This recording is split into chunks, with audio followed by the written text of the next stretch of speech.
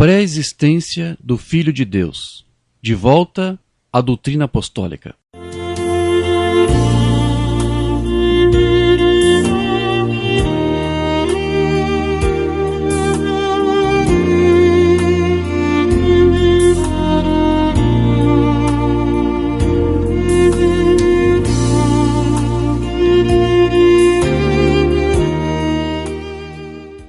Capítulo 11. O Filho foi gerado antes da criação, porém não criado. A compreensão do ensino do William Branham sobre a pré-existência do Filho de Deus exige certos cuidados de modo a não inferir conclusões que possam levá-lo a fazer afirmações que ele não fez. Embora ele tenha dito que o Filho estava com o Pai desde antes da criação do mundo, ele não está com isso afirmando que Jesus seria o primeiro ser criado por Deus. Porque o Filho Jesus Cristo, ainda que tivesse um princípio, não era uma criatura. Na verdade, ele não era uma criação de nenhum tipo. Tudo que foi criado veio à existência a partir do nada e do vazio, enquanto que o Filho veio à existência a partir da própria substância de Deus. O que Deus fez ao gerar o seu Filho não foi uma criação, mas dar uma formação ou modelação visível de sua própria substância.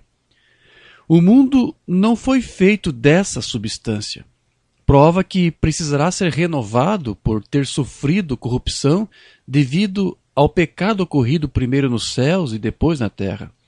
Mas o Filho de Deus não sofreu corrupção de nenhuma espécie, porque, como possuía a mesma natureza do Pai em si, não cometeu pecado, ainda que tivesse assumido posteriormente um corpo na semelhança da carne pecaminosa. Se a criação fosse feita igualmente dessa substância de Deus, então nós teríamos o que é chamado na filosofia de monismo ou panteísmo, que ensina que a criação é Deus mesmo e que Ele está em todas as coisas criadas de forma imanente. Porém, isso não é possível. Portanto, fora a diferença de o Filho de Deus ter tido um princípio, não há mais nenhuma outra diferença entre ambos. O irmão Branham ensinava que, para alguém ser um filho, ele necessita ter um princípio. E Jesus teve o seu princípio quando foi gerado ou formado da mesma substância do Pai, antes do princípio criacional. Para o irmão Branham, o fato do Filho de Deus ter tido um princípio gera um enorme obstáculo para a doutrina católica ou trinitária que faz de Jesus o Filho eterno de Deus. Mensagem Sedento por Vida, 30 de junho de 57, parágrafos 11 a 12. Eu me sinto tão livre como se eu estivesse em meu tabernáculo. E para dar uma pequena base aqui antes de eu trazer a minha mensagem para você do Senhor, eu quero apenas mostrar um pequeno ensino bíblico por um momento. Existe um espírito no mundo que é real, puro, amor, inadulterável. E esse amor vem do grande Espírito, que é Deus. Existe um Espírito no mundo tão puro, justiça inadulterável. Esse Espírito vem de Deus. Todos os espíritos de justiça, de amor, de pureza, que é Deus. Esse é o eterno, infindável, sem princípio ou fim. Esse é Deus. Sem princípio, sem começo e sem fim. O Logos que saiu de Deus quando, sem desconsiderar o povo católico agora, mas a Igreja Católica, meu fundamento, minha família é católica. E eu tenho o povo católico aqui, o livro chamado Fatos da Nossa Fé, e eles usam a palavra da filiação eterna de Deus. A palavra nem mesmo faz sentido para mim. A palavra eterno quer dizer eternidade, que não teve começo ou que não tem fim. E filho quer dizer que teve um começo. Então, como poderia ser uma divindade eterna, mas nunca uma filiação eterna? Um filho é algo que é gerado de algo, alguém que é gerado de algo. Então teve um princípio. Então, e o Logos, que era o Filho de Deus, saiu, criado por essas grandes fontes de pureza, Deus, quando aqueles espíritos saíram, e isso criou o Logos. Embora o irmão Branham esteja usando a palavra criado, criou, ele está se referindo não exatamente à criação do Logos em si. Este é o Filho gerado, mas o seu corpo teofânico. Deus gerou o seu Filho, que foi o Logos que saiu de Deus, e então criou para esse Filho, ou Logos, um corpo espiritual, o qual Deus também usaria como se fosse o seu próprio corpo. E era um corpo. Estava na forma do que nós estamos agora, que é chamado, na maneira clerical de falar, uma teofania. Estava numa forma de teofania. O Logos que saiu de Deus era o Filho que possuía um corpo teofânico e que era um ser real que foi gerado por Deus. Portanto, não era Deus em um ofício de filho, ou somente um pensamento na mente de Deus. Deus somente fez uso desse ofício quando ele habitou em plenitude no corpo de seu Filho em carne humana, no que o irmão Branham chamava de dispensação da filiação, que somente ocorreu quando Jesus esteve em um corpo humano sobre a terra. Portanto, antes da criação, você não tinha ali uma dispensação da filiação ou Deus em um ofício de filho, mas o próprio ser do Filho de Deus pré-existente em seu corpo teofânico. Depois, esse mesmo Filho, em forma teofânica, se fez carne por meio do seu nascimento virginal. Capítulo 12. O Filho de Deus no Antigo Testamento. O argumento do qual as organizações denominacionais unicistas mais utilizam para negar a pré-existência do Filho de Deus é de que, segundo eles, o Antigo Testamento não menciona em nenhuma ocasião a existência de tal Filho, o que não é verdade. No entanto, embora possamos ver em algumas ocasiões a menção do Messias de Deus pré-encarnado no Antigo Testamento, tais ocasiões são deliberadamente raras, em virtude de que a figura do Filho de Deus não poderia ser pronunciada de forma mais evidente naqueles livros, uma vez que a existência deste Filho unigênito era um dos mistérios de Deus que deveriam permanecer oculto e que somente poderia ser mais abertamente revelado depois que o próprio Senhor Jesus Cristo tivesse vindo sobre a terra para cumprir com o plano da redenção. Somente com a vinda do Senhor Jesus é que o mistério que esteve oculto desde os tempos eternos começaria a ser desvendado. Romanos 16, verso 25. Ora, aquele que é poderoso para confirmar, segundo o meu evangelho e a pregação de Jesus Cristo, conforme a revelação do mistério que desde tempos eternos esteve oculto.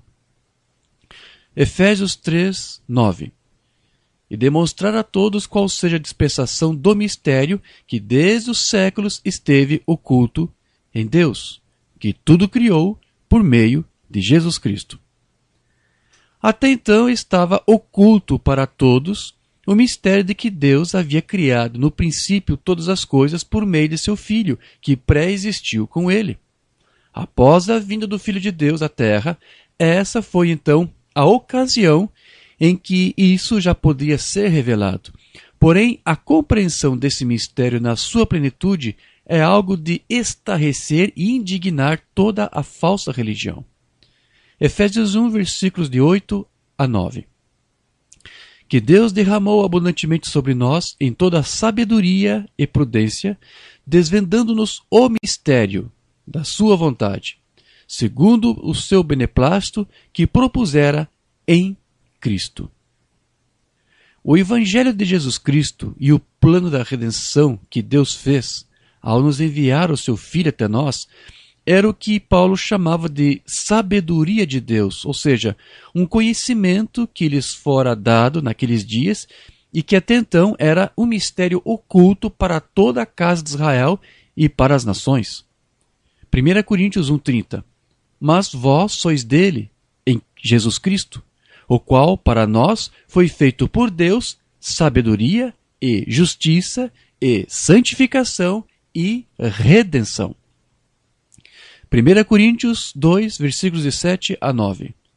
Mas falamos a sabedoria de Deus, oculta em mistério, a qual Deus ordenou antes dos séculos para a nossa glória, a qual nenhum dos príncipes deste mundo conheceu, porque se a conhecessem, ou seja, se essa sabedoria fosse conhecida, nunca crucificariam o Senhor da glória. Mas, como está escrito, as coisas que o olho não viu, e o ouvido não ouviu, e não subiram ao coração do homem, são as que Deus preparou para os que o amam. Sendo assim, tal conhecimento não poderia ter chegado ao entendimento e ao coração de nenhum príncipe deste mundo, a menos que lhe fosse revelado por Deus.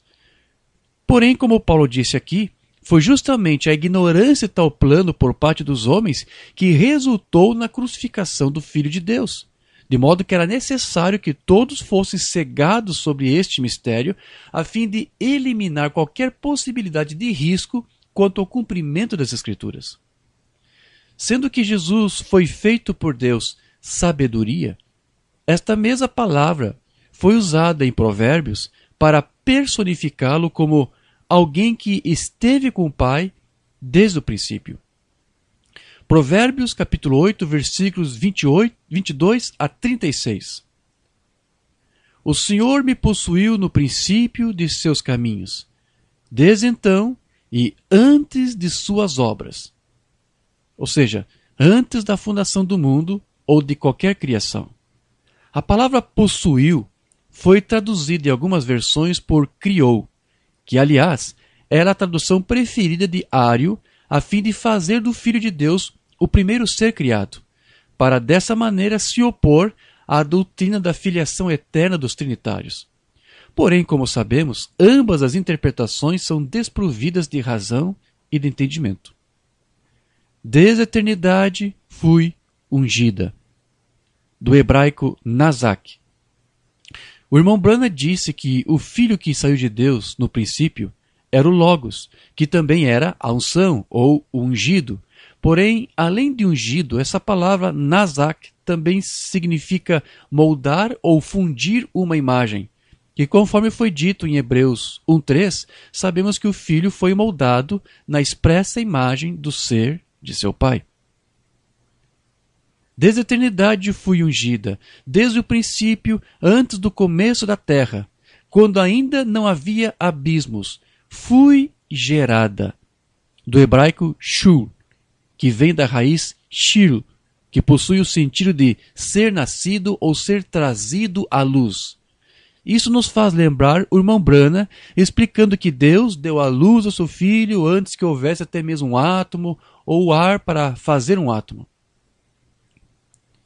Fui gerada quando ainda não havia fontes carregadas de água, antes que os montes se houvessem assentado, antes dos outeiros, eu fui gerada.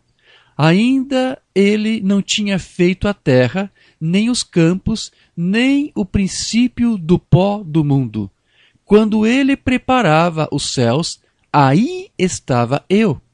Quando traçava o horizonte sobre a face do abismo, quando firmava as nuvens acima, quando fortificava as fontes do abismo, quando fixava ao mar o seu termo, para que as águas não transpassassem o seu mando, quando compunha os fundamentos da terra, então eu estava com ele.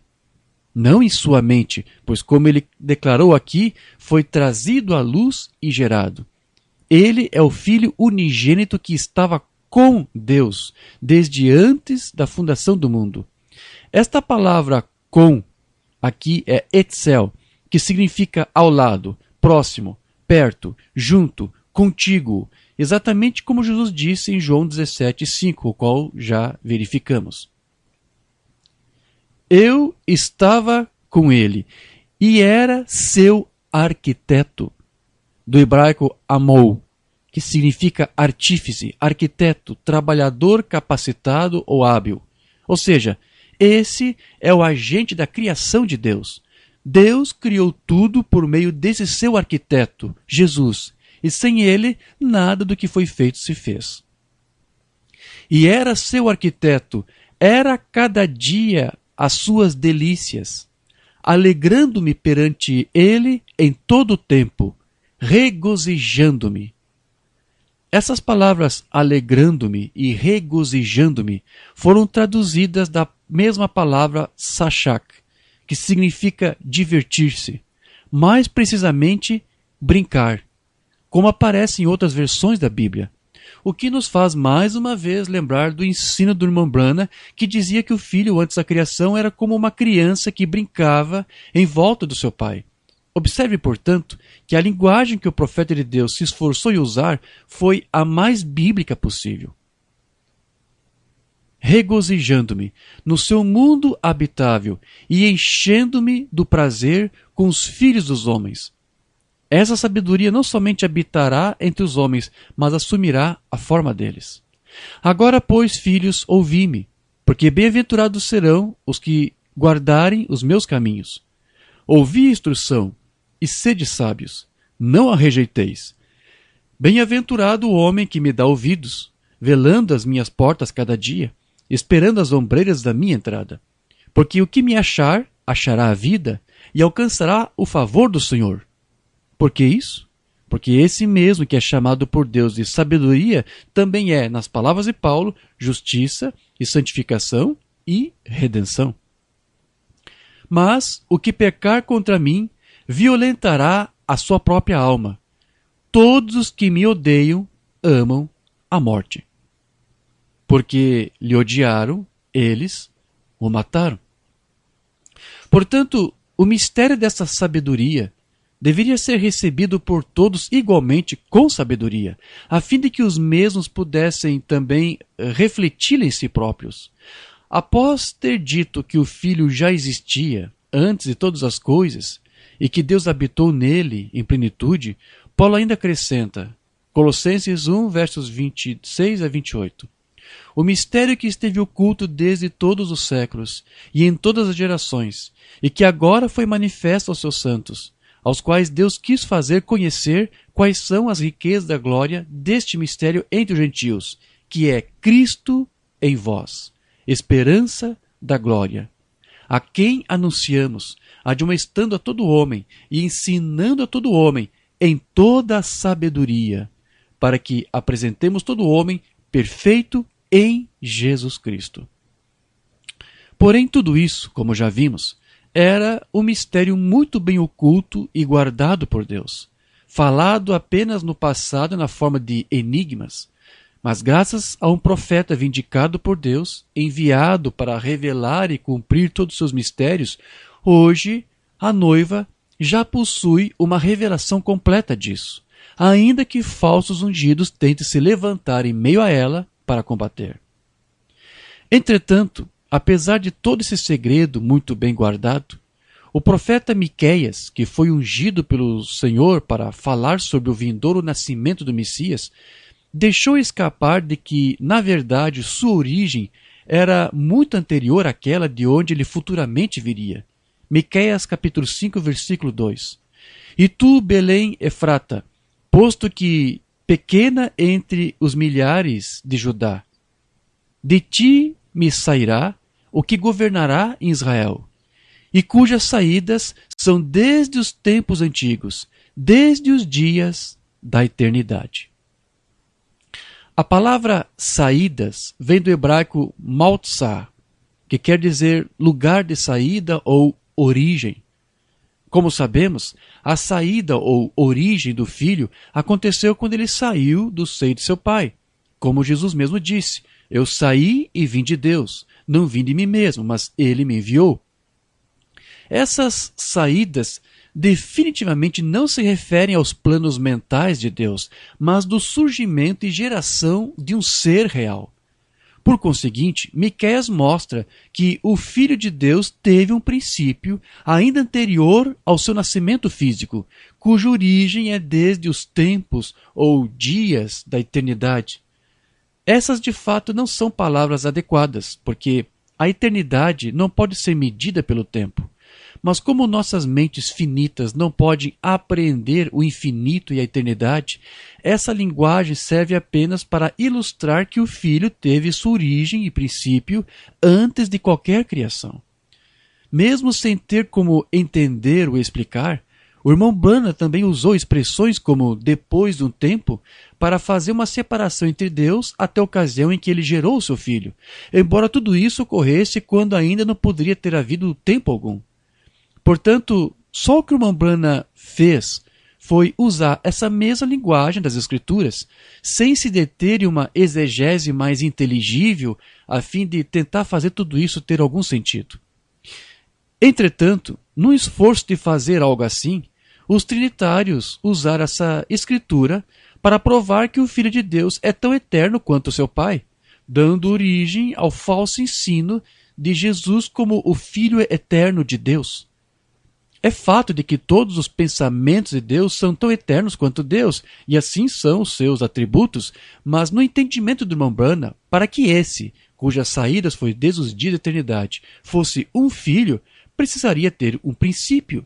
E mesmo sem ter como explicar sua geração atemporal, apenas limitou-se a afirmar que foi em algum momento antes de qualquer ato criativo, sem fazer desse filho uma criação. Desta maneira, o irmão Branham tentou criar um caminho do meio entre a doutrina trinitária, que faz de Jesus um filho eterno, e a doutrina ariana, que faz de Jesus a primeira criatura de Deus. Salmo 110, versículo 1. Disse o Senhor ao meu Senhor: assenta-te à minha mão direita, até que ponha os teus inimigos por escabelo dos teus pés. No texto hebraico consta assim: disse Jeová, Senhor, ao meu Adão. Não existem dois senhores ou duas pessoas de uma divindade. Isso é uma falácia. Só existe um Senhor e Deus. Porém, este meu Senhor de Davi não é o Deus Jeová, mas Adon ou Adoni, que quer dizer chefe, mestre, superintendente, senhor, rei, proprietário, profeta, governador, príncipe, sacerdote, capitão. Significa alguém que tem domínio e autoridade. Portanto, embora esse Senhor tenha autoridade sobre Davi, contudo Deus tem autoridade sobre ele. Deus conversou com este chefe de Davi e disse: assenta-te à minha mão direita, até que ponha os teus inimigos por escabelo dos teus pés. Este chefe de Davi, com quem Deus conversou, era Jesus, o seu filho, que, de acordo com esse salmo, é sacerdote segundo a ordem de Melquisedeque, seu pai. Nos dias de Jesus, muitos religiosos não criam que o Messias seria o Filho de Deus, porque isso ainda era um mistério para muitos. Isso ficou muito claro quando Jesus perguntou aos fariseus: de quem Cristo é filho? Eles lhe responderam que Cristo seria filho de Davi, porque eles não conseguiam crer que Deus tinha o filho. Então, Jesus lhe citou o Salmo 110, onde ele mesmo, o Filho de Deus, era chamado de Senhor por Davi, de modo que ele os questiona: então, como Cristo pode ser filho de Davi, se Davi lhe chamou de Senhor? Desde quando um pai trata seu filho como Senhor ou chefe? Jesus, com tudo isso, deixou muito bem claro para nós de que aquela escritura estava mencionando a existência de um filho com quem o seu pai conversava. Porém, os fariseus haviam passado por alto este indício da existência do Filho de Deus registrado no Antigo Testamento. Portanto, essa escritura não está tratando de alguém conversando consigo mesmo em um ofício, e tampouco de um filho sendo seu próprio pai, ou ainda de duas pessoas de um mesmo Deus tendo uma conversa, mas de Deus conversando com seu Filho unigênito, o mesmo para quem Deus disse em Gênesis 1, 26, se dirigindo e dizendo: façamos o homem à nossa imagem, conforme a nossa semelhança. Entretanto, como os fariseus não se conseguiam entender a existência do Filho de Deus presente no Salmo 110, verso 1, obviamente que eles também não conseguiriam entender a pré-existência de si mesmo Filho em Gênesis 1, 26. Capítulo 13. A teofania do Filho de Deus no Antigo Testamento. O irmão Branham cria na cristofania, ou seja, nas aparições do Filho de Deus no Antigo Testamento em seu corpo teofânico. Como o corpo teofânico de Jesus era o próprio corpo que o Deus Jeová usava para se manifestar e tornar-se conhecido, Deus se manifestava por meio dessa teofania. Jesus disse: Eu estou no Pai. Portanto, onde o Pai estivesse ou se manifestasse uma teofania, o Filho também deveria de estar ali, porque ele foi e sempre será a imagem visível do Deus invisível. Um exemplo que o irmão Branham citava era o caso do sacerdote Melquisedeque, quando apareceu para Abraão. Segundo ele, tratava-se na verdade do Espírito de Deus em uma teofania encarnada em um corpo físico criado do pó da terra. Porém, aquela teofania encarnada era do seu filho. Hebreus capítulo 1. Mensagem do dia 21 de agosto de 57, parágrafos 164 a 167. E agora é aqui, essa grande teofania aqui de pé. O que aquele grande Deus Jeová, você sabe o que ele disse? Ele simplesmente se inclinou e encheu a mão de átomos, apanhou um pouco de luz e derramou isto assim e foi. O irmão Branham sopra. Um corpo. E simplesmente entrou nisto. E isto é tudo. Disse: venha cá, Gabriel, aquele grande arcanjo. Entre. O irmão Branham sopra. Entre nisso. Venha cá, Miguel, o anjo à sua direita. O irmão Branham sopra. Para o judeu. Entre nisso. Deus e dois anjos andaram aqui em carne humana, e beberam o leite da vaca, e comeram a manteiga tirada do leite, e comeram algum pão de milho, e comeram a carne do novilho. Dois anjos e Deus. Assim diz a Bíblia. Este é Melquisedeque, que Abraão encontrou na matança dos reis. Este é o Filho de Deus. Ou seja, a teofania de Melquisedeque era o corpo-palavra de seu filho, que pré-existia antes mesmo de seu nascimento físico. O irmão Branham disse que era através do corpo teofânico do seu filho que Deus poderia se manifestar. Desde quando o seu filho saiu do seio do Pai, no princípio em uma teofania, Deus usava esse mesmo corpo sobrenatural para se expressar.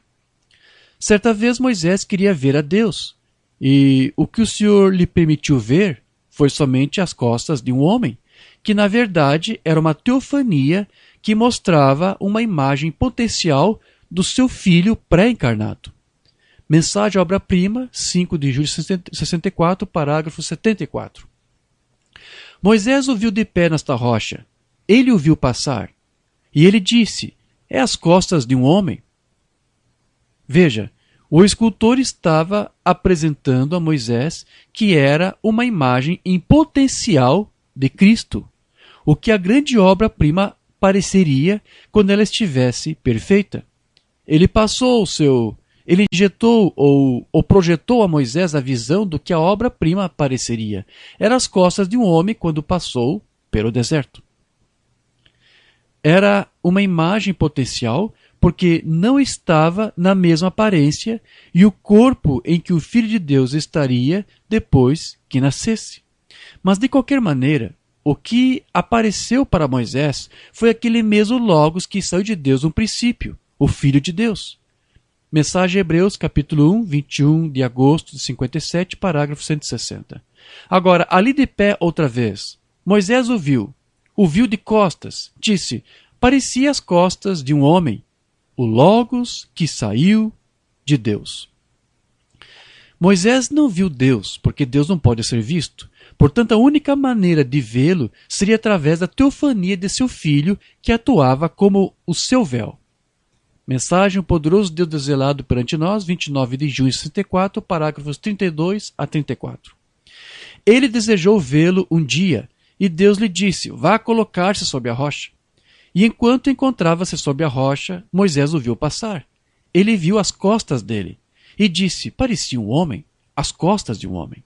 No entanto, ele não viu a Deus, ele somente viu o véu de Deus.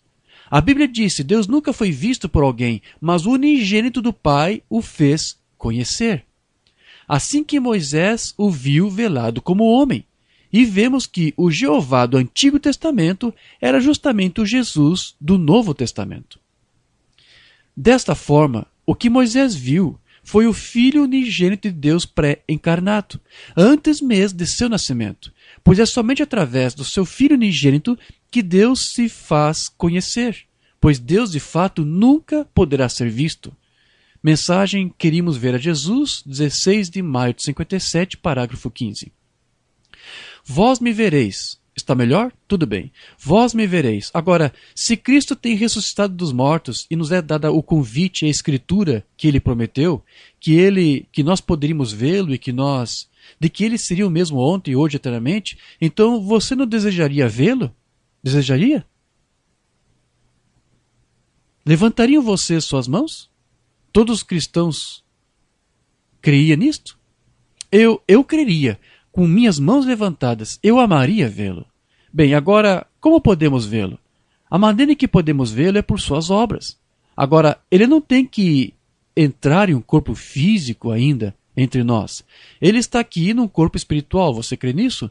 Um corpo espiritual chamado o Espírito Santo. Ele está na forma do Espírito Santo. No princípio, Deus era um Espírito. E toda fonte de bondade, misericórdia e poder, e todas as coisas boas do amor, Deus era o centro daquela fonte. E então o Logos, que saiu de Deus no princípio, se tornou o que chamaríamos de uma teofania. Este é o Filho de Deus. Ou um corpo sobrenatural. Deus não é simplesmente como o ar, porém ele está em um corpo. Moisés o viu passar e disse que se parecia como as costas de um homem, e assim por diante. Mensagem Hebreus capítulo 6, número 3, 15 de setembro de 57, parágrafo 628 a 632. Aquele grande diamante que foi cortado para refletir estas cores, Deus foi feito carne e habitou no nosso meio, para que ele pudesse refletir a sua bondade e misericórdia no nosso meio através dos dons e sinais e maravilhas. Todo aquele grande arco-íris se tornou uma teofania feito na imagem como homem. Todavia, ele não era um homem. Ele não possuía carne ainda. Ele era uma teofania. Moisés disse: eu gostaria de vê-lo. Deus escondeu na rocha, e quando ele passou, virou suas costas. Moisés disse: parecia as costas de um homem. Então o que aconteceu? Certo dia, lá embaixo, quando Abraão estava sentado em sua tenda, chegaremos nisso esta noite. Quando Abraão estava sentado em sua tenda, Deus veio até ele em um corpo de carne. Porém, esse corpo de carne era muito diferente do nosso pelo fato de que ele foi feito apenas criado e não nascido, portanto não podia morrer. Você diz, irmão Branham, nós o encontraremos aqui, encontrando-se com Abraão antes disso, na ordem de Melquisedeque, um corpo de carne, que era Deus. Claro que era. Ele era Deus em carne.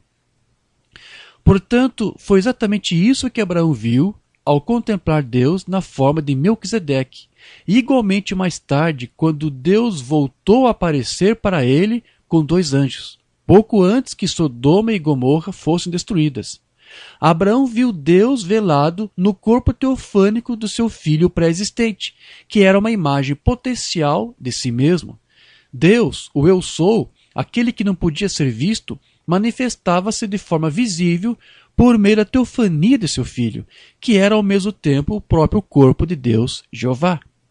Mensagem Quem é este Melquisedeque, 21 de fevereiro de 65, parágrafo 99.